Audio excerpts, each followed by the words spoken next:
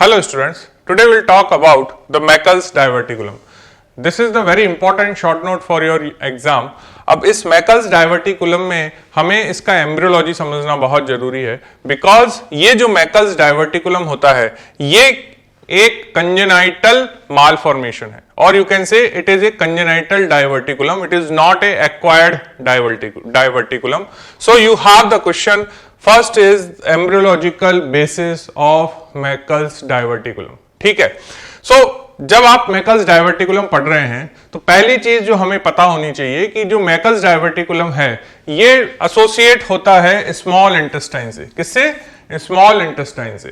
So when you will see the development of the small intestine which comes from the embryonic gut tube, it is actually arising from your endoderm. ठीक है. So हम जब small intestine का formation देखेंगे तो उसी के formation में कई बार हमें ये कंजेनाइटल डाइवर्टिकुला देखने को मिलता है. ठीक है. During the 4th week of development, the secondary yolk sac incorporate into the head and tail folds of your embryo and to form the primitive gut tube. मतलब क्या हुआ कि ये जो आपका एम्ब्रियो है, इस एम्ब्रियो में जब हेड फोल्डिंग हुई और टेल की तरफ से फोल्डिंग हुई तो फोल्डिंग होने के बाद व्हाट विल हैपन कि यहां पे जो गट ट्यूब होती है वो इस तरह से इनकॉर्पोरेट हो गई. ठीक है. ये गट ट्यूब हेड एंड में आ गई और ये वाला पार्ट टेल एंड में आ गया. ये कहलाया फोरगट, ये कहलाया बीच वाला पार्ट मिडगट और लास्ट वाला पार्ट कहलाया हाइंडगट. ठीक है.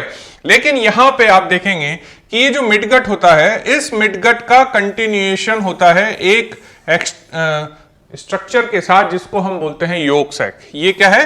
Yolk sac. Clear. So the midgut communicate with the yolk sac by the stalk and that stalk is known as vitello-intestinal duct. So ये जो communication हुआ, this communication is known as vitello-intestinal duct और ये जो duct है इस duct के incomplete obliteration से ही हमें क्या देखने को मिलता है? Meckel's diverticulum. ठीक है. तो इतना आपने जब समझा तो हमें क्या पता चला कि Meckel's डाइवर्टिकुलम एक तो कंजेनाइटल कंडीशन है, दूसरा ये हमेशा स्मॉल इंटेस्टाइन से रिलेटेड है. ठीक है. अब यहां पे हमने देखा कि क्या बन गया? डक्ट बन गया. इस डक्ट का नाम हो गया विटेलो इंटेस्टिनल डक्ट. अब होता क्या है कि विद द टाइम ये जो डक्ट है ये ऑब्लिटरेट हो जाती है और बंद हो जाती है और ये योक सैक जो है ये धीरे धीरे डिसअपीयर हो जाता है एंड आपका यहां पे जनरली कोई भी फॉर्मेशन और डाइवर्टिकुला देखने को नहीं मिलता. बट सपोज करो कि ये डक्ट इनकम्प्लीटली ऑब्लिटरेट हो और अगर इसका ये जो प्रॉक्सिमल पोर्शन है ये प्रॉक्सिमल पोर्शन परसिस्ट कर जाए तो क्या होगा कि आपकी जो स्मॉल इंटेस्टाइन होती है उसके एंट्री मीजेंट्रिक बॉर्डर पे एक छोटा सा हमें डाइवर्टिकुला देखने को मिलता है. ठीक है. So the yolk sac involute and the stalk fuse with the umbilical cord. तो योक सैक का क्या होता है? योक सैक जो है वो इन्वोल्यूट हो जाता है और जो स्टॉक है वो धीरे धीरे धीरे धीरे खत्म हो जाता है और अम्बिलिकल कॉर्ड के साथ मर्ज हो जाता है. This communication is narrowed by the 6th week to form your vitelline duct. But the yolk sac and vitelline duct usually undergo the obliteration by the end of 8th week. Incomplete obliteration of the vitelline duct results in the Meckel's diverticulum. ठीक है. सो जो stock बना वो stock धीरे धीरे विटेलो intestinal duct में convert हुआ और वो डक्ट धीरे धीरे ऑब्लिटरेट हो गई. लेकिन अगर there is a incomplete obliteration at that time you have the formation of Meckel's diverticulum. ठीक है. So when you are writing the embryological basis of this Meckel's diverticulum आपको ये 4-5 स्टेप्स हैं जो बहुत अच्छे से आने चाहिए कि किस तरह से विटेलो इंटेस्टिनल डक्ट बनती है और ये कैसे धीरे धीरे रिग्रेस होकर डिसअपीयर हो गई. बट अगर इसका प्रॉक्सिमल पार्ट परसिस्ट रहा, प्रॉक्सिमल मतलब टुवर्ड्स द मिडगट, अगर वो पार्ट परसिस्ट रहा तो वो क्या बना देगा? Meckel's डाइवर्टिकुलम बना देगा. क्लियर.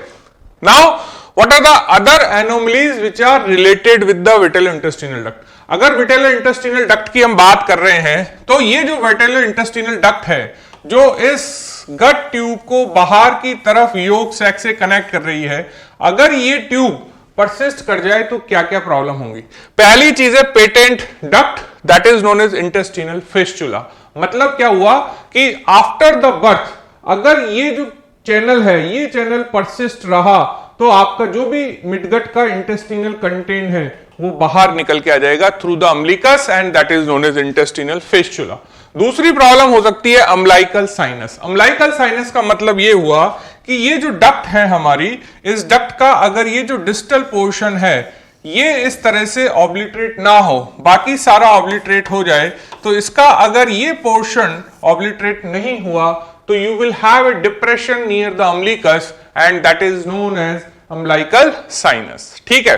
तीसरा मैकल्स डाइवर्टिकुलम जो हमने अभी देखा कि अगर ये डक्ट यहां पे जब डिसअपियर हो रही है तो अगर इस डक्ट का ये प्रॉक्सिमल पोर्शन बचा रह गया तो you will have the formation of your Meckel's diverticula. तो अगर ये जो प्रॉक्सिमल पार्ट है ये प्रॉक्सिमल पार्ट बचा रह गया तो क्या बनेगा? Meckel's diverticulum. इसके अलावा क्या हो सकता है? There is a formation of intra abdominal fibrous band and the cyst. Band का मतलब ये हुआ कि ये जो पोर्शन है ये ऑब्लिटरेट हुआ और ऑब्लिटरेट होके एक फाइब्रस बैंड की फॉर्म में आपको देखने को मिलता है। लेकिन ये जो फाइब्रस बैंड है ये एंटीरियरली कहां कनेक्ट होगा? On the inner side of anterior abdominal wall at the point of umbilicus. ठीक है। तो अगर ये हमारी एंटीरियर एब्डोमिनल वॉल है और ये गट है तो गट और एंट्री एब्डोमिनल वॉल के बीच में we have the connection and that connection is fibrous band. ठीक है। कई बार इस फाइब्रस बैंड के साथ सिस्ट भी देखने को मिलती है and that cyst is the part of your vitelline duct. और ये जो सिस्ट है ये इसके अंदर इस फाइब्रस बैंड के साथ भी एसोसिएट हो सकती है या ये अम्बिलिकस के पास यहां हो सकती है। And this is again the problem because ये जो फाइब्रस बैंड्स हैं ये फाइब्रस बैंड इंटेस्टिनल ऑब्स्ट्रक्शन का कारण बनते हैं। क्यों कारण बनते हैं? कि जब आप इसका एडल्ट फॉर्म देखेंगे तो एडल्ट फॉर्म में क्या होगा कि हमारे पास यहां पे क्या है? ये इंटेस्टाइन है। ठीक है। अब ये जो इंटेस्टाइन का लूप है, अगर ये इंटेस्टाइनल लूप किसी डाइवर्टिकुला के साथ एंटीरियर एब्डोमिनल वॉल से कनेक्ट हो गया तो ये जो फाइब्रस बैंड है ये बैंड अलाउ करेगा इसकी रोटेशन को। ठीक है। और कई बार ये इंटेस्टाइन इस फाइब्रस बैंड के अराउंड रोटेट हो जाती है and that will lead to the intestinal obstruction. ठीक है। So there are few complications if this vitello intestinal duct will not obliterate completely. Clear? Now अब क्वेश्चन ये आया कि आपसे कोई पूछे how will you define the Meckel's diverticulum. Meckel's diverticulum क्या है? So it is the congenital diverticula. ये चीज आपको बहुत अच्छे से याद रखनी है।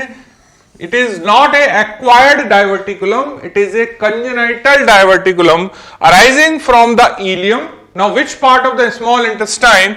Answer is ileum and it represent the proximal part of unobliterated portion of vitello intestinal duct. कौन सा पार्ट?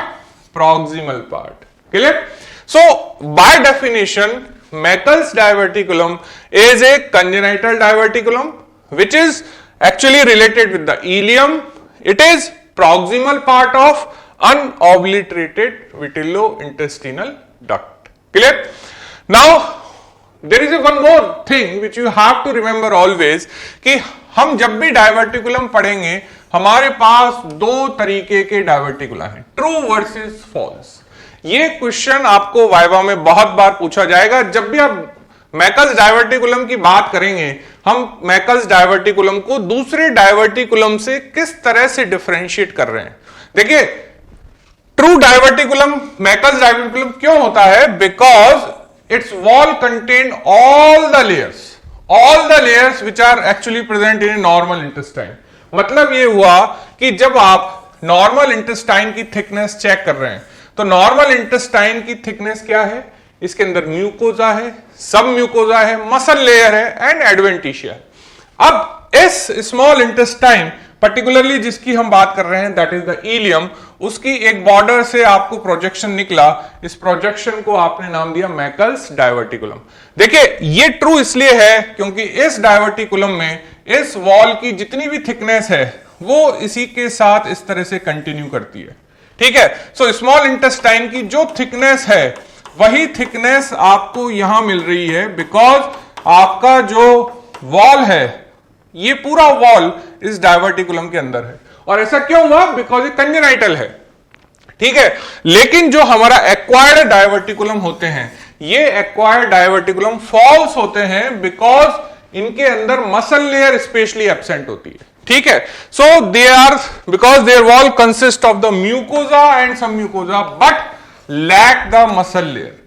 मतलब क्या हुआ कि सपोज करो अगर यहां से एक फॉल्स डायवर्टिकुलम जनरेट होता है, तो वो फॉल्स डायवर्टिकुलम जो होगा उसके अंदर ये आउटर मसल लेयर नहीं होगी, ठीक है। उसके अंदर की तरफ से म्यूकोजा आएगी, सब म्यूकोजा आएगी, बट ये जो आउटर मसल लेयर है that will not come around this diverticula, but here this outer muscle layer is also present. Clear? So this is the basic difference which you have to keep in mind कि जो true डायवर्टिकुलाज होते हैं, जिसका सबसे important example है मैकल्स diverticulum, इसके thickness के अंदर आपको म्यूकोजा भी मिल रहा है, आपको सब म्यूकोजा भी मिल रहा है और आपको मसल लेयर भी मिल रही है।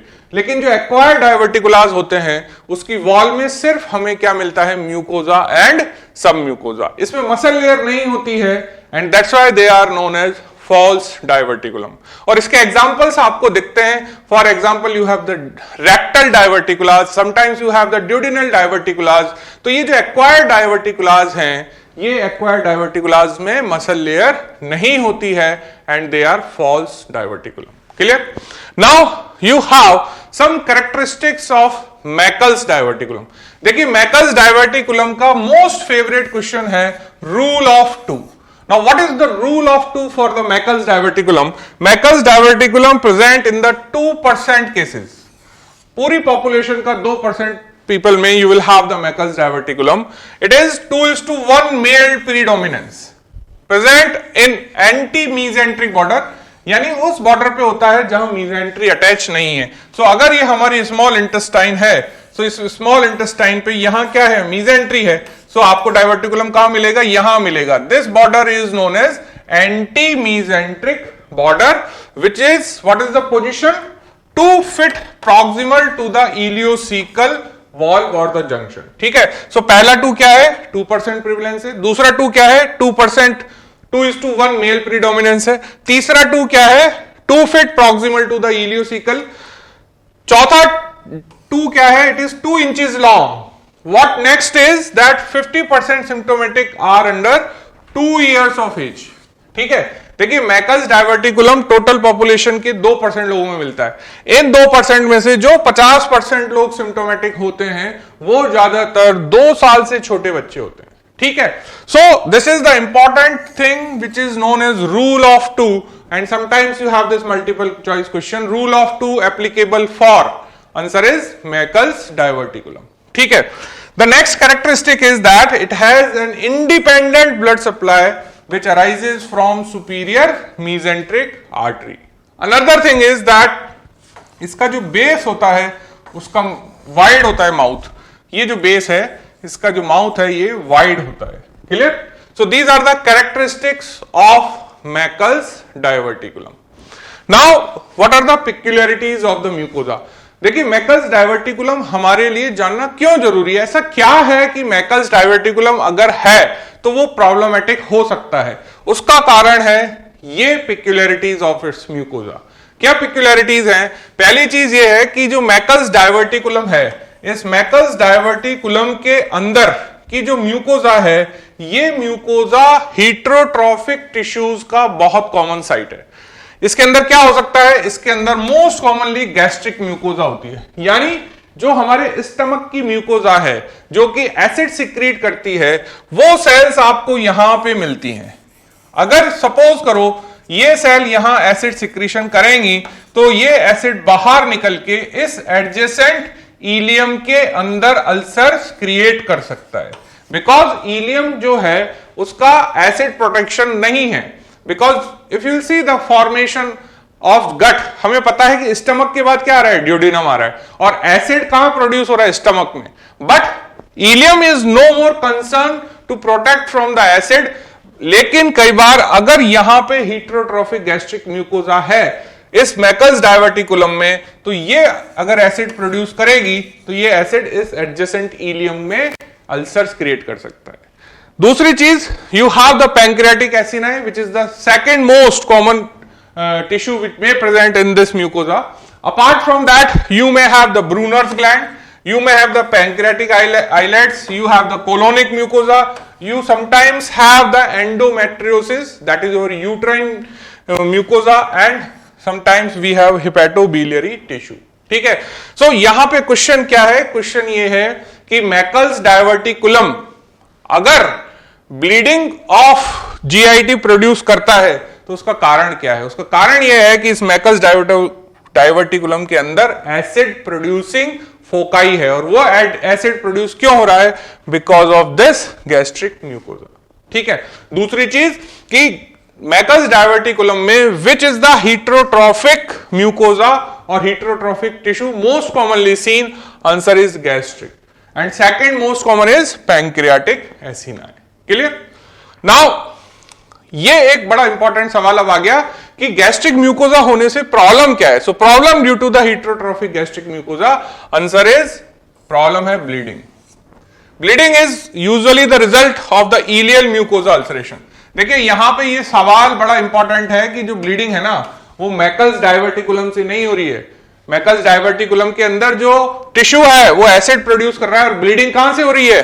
इलियम की म्यूकोजा से हो रही है। ठीक है, तो ये जो हमारा इलियम है इसके अंदर ये डायवर्टिकुलम है। क्लियर? और ये जो डायवर्टिकुलम है इसके अंदर यहां पे जो म्यूकोजा है ये गैस्ट्रिक म्यूकोजा है। ये गैस्ट्रिक म्यूकोजा एसिड प्रोड्यूस कर रही है, ये एसिड बाहर निकल के इस इलियम के अंदर क्या प्रोड्यूस कर रहा है? अल्सर प्रोड्यूस कर रहा है, और ये अल्सर ब्लीड करते हैं। और ये जो ब्लीडिंग है, this bleeding is sometimes problematic in case of your children, particularly below the 2 years of age. Clear? So bleeding is usually the result of the ileal mucosa ulceration that occurs due to adjacent heterotrophic gastric mucosa located within the Meckel's diverticulum and it produces the acid. So ये वाला जो point है ये आपके लिए question हो गया. This is very commonly asked question कि why the problem occurs because of the gastric mucosa presence in Meckel's diverticulum. Bleeding from the Meckel's diverticulum is the most common presentation in the children. देखिए आपके पास दो factors हैं जो मैं बार बार बोल रहा हूं. एक तो हो सकता है कि एक बंदा है जो एसिम्प्टोमेटिक है और वो अपनी इस चिल्ड्रन एज ग्रुप से निकल के एडल्ट आ चुका है, लेकिन एक ग्रुप है जो छोटे बच्चों का है. चिल्ड्रन के अंदर, छोटे बच्चों के अंदर most common presentation due to Meckel's diverticulum is bleeding. ठीक है, लेकिन एडल्ट के अंदर ब्लीडिंग ना होके इंटेस्टिनल ऑब्स्ट्रक्शंस का मोस्ट कॉमन रीजन अगर मैकल्स डायवर्टिकुलम है तो उसको हमें इग्नोर नहीं करना है. ठीक है, patient may have the chronic peri umbilical pain with severe haemorrhage. अब अगर ये बच्चा, these group of the kids are having Meckel's diverticulum, तो वहां पे वो क्या कंप्लेन करेंगे? Long standing peri umbilical pain and there is a severe haemorrhage. अब ये हेमरेज कैसे दिखेगा? Maroon colour blood is pass with the stool. बच्चा लोअर जीआई हेमरेज की कंप्लेंट करता है और उसके अंदर स्टूल के साथ मैरून कलर का ब्लड पास होता है. अपार्ट फ्रॉम दैट, अगर ये जो अल्सर्स हैं, ये अल्सर्स अगर पंक्चर हो गए, परफोरेट हो गए, then there may be a peritonitis. Clear? So सवाल ये आया कि मैकल्स डायवर्टिकुलम के साथ प्रॉब्लम क्या है? Why we are so much worried if a Meckel's diverticulum is diagnosed? The problem is because there may be a presence of heterotropic gastric mucosa, और ये जो gastric mucosa है ये एसिड प्रोड्यूस करेगी, इस एसिड से अल्सर्स क्रिएट होंगे. ये अल्सर्स के कारण या तो ब्लीडिंग हो सकती है. Bleeding is a most common feature in a children, and ये जो चिल्ड्रन हैं इनके अंदर क्रॉनिक ब्लड लॉस होगा, plus there may be a peritonitis अगर गलती से ये जो अल्सर हैं परफोरेट हो गए. Clear? Now here what we are actually dealing is very important concept and that is your mesodiverticular band. देखिए मीजोडायवर्टिकुलर बैंड क्यों बना? Because there is a remnant of left vitelline artery and it can persist to form a mesodiverticular band. अब ये जो meso diverticular band है ये भी congenital problem है। अब इसमें हुआ क्या कि पहले तो बन गया आपका मैकल्स डाइवर्टिकुलम, उस मैकल्स डाइवर्टिकुलम को सप्लाई करने के लिए एक एबरेंट आर्टरी नजर आई, और ये एबरेंट आर्टरी ने किसकी ब्रांच है, लेफ्ट विटेलाइन आर्टरी की, और इस आर्टरी को हमने नाम दिया मीजो डाइवर्टिकुलर बैंड। ठीक है, ये फाइब्रस बैंड नहीं है, क्लियर। अब ये बैंड करेगा क्या, इट टीथर और anchors the Meckel's diverticulum to the ileal mesentery. ये इलियल मीजेंट्री से आ रहा है और वहां से इसको कनेक्ट कर रहा है। There is a entrapment of the intestine by this band and may lead to the intestinal obstruction. ठीक है, मतलब क्या हुआ अल्टीमेटली कि अगर मीजो डाइवर्टिकुलर बैंड प्रेजेंट है तो क्या हो सकता है, आंसर इज इंटेस्टिनल ऑब्स्ट्रक्शन हो सकता है।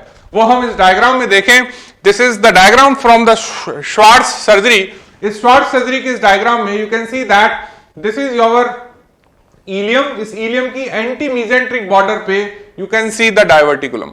अब इस डाइवर्टिकुलम में देखिए एक आर्टरी आ रही है, ये आर्टरी है जो कि इसको एंकर कर रही है। इस आर्टरी का नाम क्या हो गया, this is a persistence of left vitelline artery and this is forming your meso diverticular band. अब ये जो आर्टरी है जो कि इस डाइवर्टिकुलम तक जा रही है, इस बैंड की वजह से यहां पे एक गैप क्रिएट हो गया। इस गैप में अगर ये लूप अंदर आ गया, जो कि इसके एडजेसेंट डायग्राम में आप देख सकते हैं कि इस गैप के अंदर नाउ एडजेसेंट इंटेस्टिनल लूप आ चुका है। ठीक है, अब ये बैंड जो है इसके नीचे का जो स्पेस है वो लिमिटेड स्पेस है, और बिकॉज ये लूप इस बैंड के नीचे आ गया और ये बैंड क्या करेगा, इस लूप को कंप्रेस कर देगा and you will have the intestinal obstruction. ठीक है, so that's why meso diverticular band is important and it should be always in mind whenever we are having the complaint of abdominal pain with Meckel's diverticulum, that there may be the presence of this band which may causes the intestinal obstruction. ठीक है, so अगर कोई पूछे what is mesodiverticular band, तो mesodiverticular band क्या है, एक artery है, उस आर्टरी का नाम क्या है, that is your part of left vitelline artery। और ये आर्टरी प्रॉब्लमेटिक क्यों है, बिकॉज ये एक स्पेस क्रिएट कर देती है, इस स्पेस के थ्रू अगर इंटेस्टिनल लूप फंस गया तो ये क्या कर देगा, ऑब्स्ट्रक्शन कर देगा। Clear. Now what are the other complications related to the Meckel's diverticulum. पहला volvulus of the intestine around the fibrous band connecting the diverticular to the anterior abdominal wall, which I told you कि अगर ये rotate हो गई तो क्या होगा, volvulus, ये आपका एंटीरियर एब्डोमिनल वॉल है और यहां पे ये हमारा डाइवर्टिकुलम है और ये आपका स्मॉल इंटेस्टाइन है। अगर यहां पे फाइब्रस बैंड है तो ये जो फाइब्रस बैंड का कनेक्शन है that may lead to the volvulus. Apart from that it may lead to the diverticulitis which is this inflammation which may be the chronic inflammation. Diverticulitis के जो sign symptoms होते हैं they are resemblance to the appendicitis. ठीक है, मतलब ये हुआ कि अगर एक पेशेंट जो हमारे पास अपेंडिसाइटिस के फीचर्स लेके आ रहा है and after the examination you will realise कि पेशेंट का अपेंडिक्स नॉर्मल है, then you should always think for the second option and that is Meckel's diverticulum. Clear. Now this is the question, it is so many times there in your multiple choice question, what is Littre's hernia. देखिए Littre's hernia क्या है। Generally अगर हम inguinal hernia या femoral hernia की बात करें तो नॉर्मल इंग्वाइनल या फीमोरल हर्निया में हमारे स्मॉल इंटेस्टाइनल लूप कहां आ गए, इंग्वाइनल कैनाल में या फीमोरल ट्राइंगल में आ गए। लेकिन अगर उस इंटेस्टाइनल लूप के साथ ये मैकल्स डाइवर्टिकुलम भी उस हर्नियल सैक के अंदर आ गया तो वो जो कंडीशन है उसको हम बोलेंगे litres hernia. So Litters hernia means the Meckel's diverticulum found in the inguinal or femoral hernial sac। ठीक है, so hernial sac में जनरली स्मॉल बाउल मिलता है, लेकिन अगर उस स्मॉल बाउल के साथ Meckel's diverticulum भी मिला तो हम उस हर्निया को एक स्पेशल नाम दे रहे हैं and that is known as Litters hernia। Now there is a question, why a segment of ileum needs to be excised with the Meckel's diverticulum। ये क्वेश्चन रिलेटेड है इसके मैनेजमेंट से। मतलब ये हुआ कि जब आप स्मॉल इंटेस्टाइन देख रहे हो, उस स्मॉल इंटेस्टाइन की एंटी मीजेंट्रिक लूप बॉर्डर पे आपको क्या मिला, डाइवर्टिकुलम। अब इस डायवर्टिकुलम को मुझे क्या करना है, एक्साइज करना है। लेकिन जब हम एक्सीजन करते हैं तो क्वेश्चन ये है कि एक्सीजन को यहां से नहीं करते, it is not from the base, हम एक्सीजन कर रहे हैं, साथ में हम इलियम का एक सेगमेंट भी काट रहे हैं। तो question is the same thing that why there is a need of excise of the ileum, हम इलियम को साथ में क्यों कट करते हैं? आंसर क्या है? आंसर यह है कि because the heterotrophic tissues found near the base. अगर आप मैकल्स डायवर्टिकुलम से डील कर रहे हैं तो हेटेरोट्रोफिक टिश्यू जो होता है वो इसकी टिप पे नहीं होता, इसके बेस पे होता है। Maximum amount of the heterotrophic tissue present near the base, not at the tip. And इस प्रॉब्लम की वजह से it includes the mucosa and we need a wedge of the ileum. Problem क्या है? प्रॉब्लम यह है कि अगर ये जो टिश्यू है, ये टिश्यू जो कि बेस के पास होता है, ये थोड़ा बहुत इलियम में भी एक्सटेंड कर चुका होता है, ठीक है। सो अगर सपोज आपने यहां से इसको कट कर दिया, स्टिल द एक्टोपिक और your heterotrophic tissue persist. So for the complete removal of that heterotrophic tissue we always do, या तो इसका एक वेज कट करेंगे साथ में, या इलियम का एक सेगमेंट कट करके बाद में इलियम को एनास्टोमोस करेंगे, ठीक है। सो ये क्वेश्चन आपसे मल्टीपल चॉइस क्वेश्चन में पूछा जाएगा। It is A conceptual thing कि जब भी हम डायवर्टिकुलम को निकाल रहे हैं तो why there is a need to excise the part of the ileum. The answer is because इसके बेस पे हेटेरोट्रोफिक टिश्यू सबसे ज्यादा होता है जो एडजेसेंट इलियम के अंदर एक्सटेंड कर चुका होता है। So we need to remove the whole heterotrophic tissue with the help of the wedge of the ileum और by the removal of a segment of the ileum. Now how to diagnose?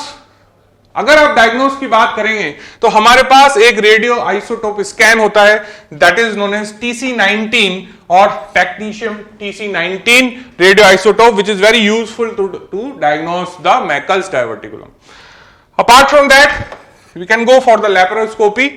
Now what is the treatment? Is diverticulectomy, मतलब removal of Meckel's diverticulum, which may be prophylactic and therapeutic, depends upon कि patient को क्या sign symptoms हैं। Clear? So when you will see the Meckel's diverticulum, you always have these concepts in the mind कि Meckel's diverticulum का embryological reason क्या है, मैकल्स diverticulum के लिए रूल ऑफ 2 का क्या मीनिंग है, एंड मैकल्स डायवर्टिकुलम क्यों हमारे लिए प्रॉब्लमेटिक है। So this is all for this class. Thank you.